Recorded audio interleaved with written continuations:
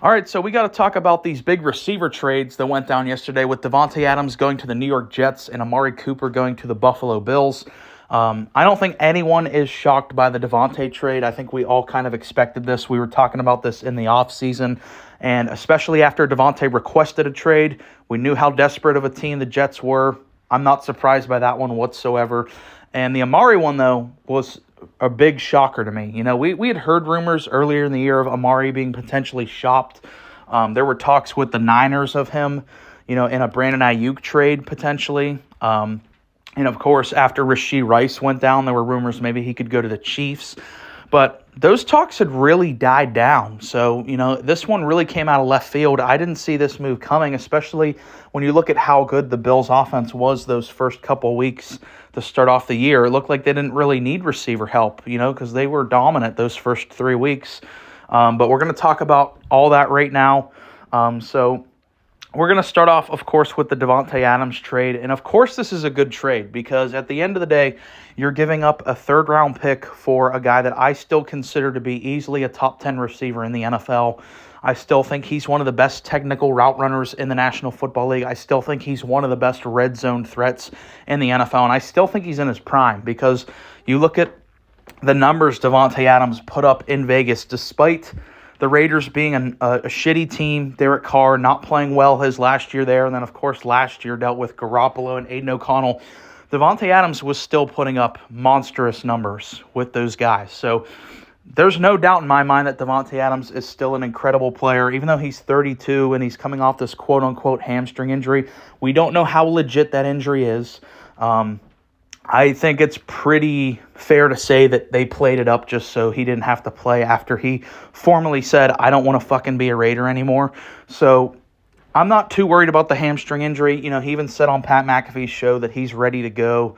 So that kind of tells me they probably played that hamstring injury up. So no worries about that. No worries for me about his age because for me, he hasn't really shown any signs of slowing up.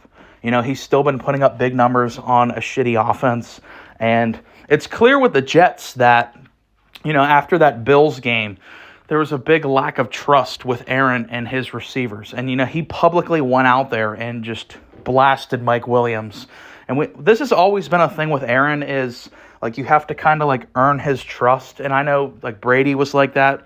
Some other quarterbacks don't care. They'll throw it to whoever. But with Aaron, it feels like he gets really, really pissed off about, the drops. And he takes that, personal. And if you drop passes from Aaron, he won't throw to you. So a big deal with Aaron is you kind of have to earn his trust for him to throw the ball to you. Davante Adams has caught the most touchdowns from Aaron. Davante Adams has the most receptions, has the most yards from Aaron Rodgers. Out of all the receivers Aaron Rodgers has played with, Davante has been the most productive, and obviously they're automatically on day one going to have a connection because they dominated the league for a couple years up there in Green Bay. So that's a big deal for this offense because it gives you a legit guy that Aaron trusts. I think at this point in time, Davante is still better than Garrett Wilson. So for me, he will be the number one option on this team, especially when you factor in the trust thing with Aaron. Garrett Wilson is going to be incredible as a number 2 guy. Allen Lazard, probably your 3rd guy. And then Mike Williams, probably blackballed in Aaron's mind after those comments he made after that Bills game. So I definitely think this was a good trade for the Jets because, number one, it just simply, from a roster standpoint, makes your team better. This offense is going to look a lot better with Davante Adams because we saw a big problem with the Jets this year was their lack of production outside of Garrett Wilson. Particularly, I highlight the Denver game. When they played Denver, Denver obviously has an elite corner. Pat Surtain, you can argue the best corner in the game. He was able to lock down Garrett Wilson. So in that game against Denver, when you didn't have Garrett Wilson to throw the ball to, there was really no other playmakers on the offense in terms of receivers. So their offense was really bad. So now that you have Davante, you don't really have to worry about that. So this forms, to me, one of the best 1-2 punches at the wide receiver position in the league right now. So I say all that, but at the end of the day, does this really raise the ceiling of the New York Jets? I don't think so, because it's still, I have a lot of structural issues with the New York Jets. And these were problems that I talked about in the offseason. I've talked about this entire season. Bringing in Davante is really cool. I like him a lot. I'm glad that he's on a better team than the Raiders now. The Jets are certainly better than the Raiders. But bringing him in doesn't fix the problems I have. The offensive line sucks. That's clear. And that was a big thing I talked about. Everyone wanted to act like their O-line was revamped because they brought in two 35-plus-year-old veterans that are injury-prone. In my eyes, I just never saw it with this O-line, and it's playing out right now. Their O-line sucks. This is by far the worst O-line Aaron Rodgers has ever played behind. The coaching staff is a complete mess right now. You have an interim head coach in Jeff Ulbrich, who would not be a head coach for any other team in the National Football League. You have an interim offensive coordinator. You have a clueless owner who's running the whole show. You have a supremely overrated defense right now. Like, basically everything is going wrong for the Jets. Even Aaron, who's supposed to be like their beacon of light, is really struggling this year and looks at an average at best quarterback in the NFL right now. If you're just ranking the quarterbacks in the NFL, I don't think Aaron comes close to top 10. Aaron has been very mediocre this year. So I like this trade for the Jets just because they only gave up a third-round pick for a guy we know is a true difference maker in the NFL. I love Davante, but I just don't think it changes much in the grand scheme because the Jets just have so many structural issues with their team. But it's going to be fun to watch. It's going to be fun to see that duo together. I'm sure they're going to have a lot of touchdowns this year. Let's move on to the Amari Cooper trade to Buffalo, though. So Davante went for a third-rounder. Amari also went for a third and a seventh. And I saw a thing earlier today just comparing these two trades to a trade we saw before the season started. The Eagles traded for Jahan Dotson. They gave up a third-round pick and 2 sevens. So that really quickly aged as a terrible trade because Amari and Davante are perennial Pro Bowl players. They went for less than Jahan Dotson went for. So that trade aged really bad for the Eagles, and I saw people in the comments talking about, oh, well, you're not factoring in age or contract. I don't give a fuck. Like, Jahan Dotson's not very good. We're talking about Davante Adams, Amari Cooper. These guys have been dominating in the NFL for 5+ years.